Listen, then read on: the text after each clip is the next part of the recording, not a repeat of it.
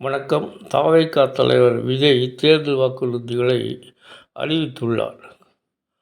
காஞ்சிபுரம் மாவட்டத்தில் ஜேபிஆர் தொழில்நுட்பக் கல்லூரி வளாகத்தில் மக்களை சந்தித்து பேசினார். இந்த நிகழ்ச்சியில் கலந்து கொள்ள QR குறியீட்டுடன் கூடிய நுழைவுச்சீட்டு அளிக்கப்பட்டது. இதில் 2000 பேர் மட்டுமே அனுமதிக்கப்பட்டனர்.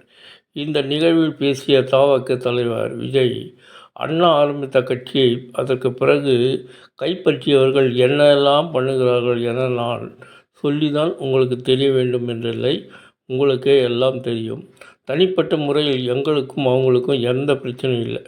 அவங்களுக்கு வேணும்னா நம்ம மீது வன்மம் இருக்கலாம், நமக்கு எதுவும் இல்லை. நம்ம எல்லாரையும் பொய் சொல்லி நம்ப வைத்து ஓட்டு போட வைத்து ஏமாற்றி ஆட்சிக்கு வந்தது உங்கள் எல்லோருக்குமே தெரியும். நீங்களும் ஓட்டு போட்டியிருப்பீர்கள் என்று நம்புகிறேன். ஆட்சிக்கு நல்லது செய்வது மாதிரி நடிக்கிறார்கள். நாம் எப்படி கேள்வி கேட்காமல் இருக்க முடியும்? இவர்களின் கொள்கையை கொள்ளை அடிப்பது தான். சாதாரண குடும்பத்தில் இருந்த இவர்கள் இப்போது உங்களுக்கே தெரியும் எவ்வளவு கொள்ளையடித்து கொள்ளைக்காரர்களாக பெரும் பணக்காரர்களாக இருக்கிறார்கள் என்று கண்குளிர தெரியும். ஏன் இந்தியாவிற்கே தெரியும். நம்ம ஆட்சிக்கு வந்தால் அது என்ன வருவோம், மக்களிடம் கண்டிப்பாக வர வைப்பாங்க. நம்ம ஆட்சிக்கு வந்தால் என்ன செய்வோம் என்பதை தேர்தல் அறிக்கையில் விளக்கமாக கொடுப்போம். நான் அதிக சொல்ல வேண்டியதில்லை, அதில் சிலவற்றை மட்டும் குறிப்பிடுகிறேன். எல்லோருக்கும் நிரந்தரமாக ஒரு வீடு இருக்கணும். ஒவ்வொரு வீட்டு வாசல்லையும் ஒரு மோட்டார் சைக்கிள் வாகனம் உறுதியாக இருக்கணும். காரும் தான் நமது லட்சியம். அதற்கான வசதி வாய்ப்பை உருவாக்குவதற்கு பொருளாதார வழி பண்ணுவோம். ஆனால் கண்டிப்பாக ஒரு மோட்டார் சைக்கிள் இருக்கணும். வீட்டில் உள்ள ஒவ்வொருவரும் குறைந்தபட்சம் பட்டப்படிப்பு படித்திருக்க வேண்டும். அதாவது பெண்களாக இருந்தாலும் சரி, ஆண்களாக இருந்தாலும் சரி, ஒருவர் வீட்டில் பட்டப்படிப்பு படித்திருக்க வேண்டும்.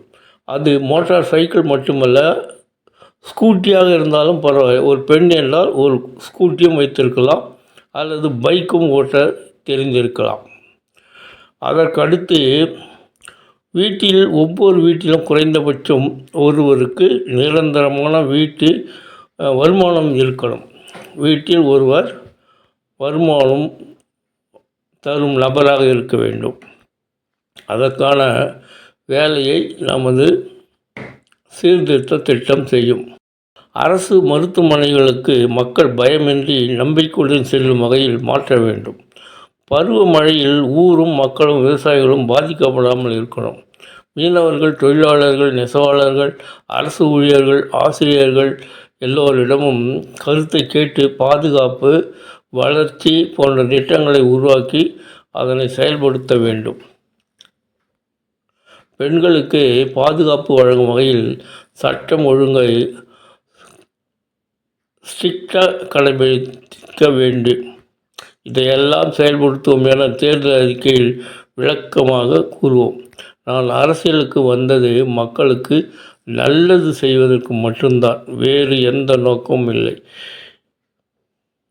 இந்த விஜய் சும்மா எதையும் சொல்ல மாட்டான், சொன்னால் செய்யாமல் விடமாட்டான் என்று பேசியிருக்கிறார். ஃப்ரெண்ட்ஸ், இந்த செய்தி பிடிச்சிருந்தால் லைக் பண்ணுங்கள், சப்ஸ்கிரைப் பண்ணுங்கள், ஷேர் பண்ணுங்கள். தேங்க்ஸ் ஃபார் வாட்சிங்.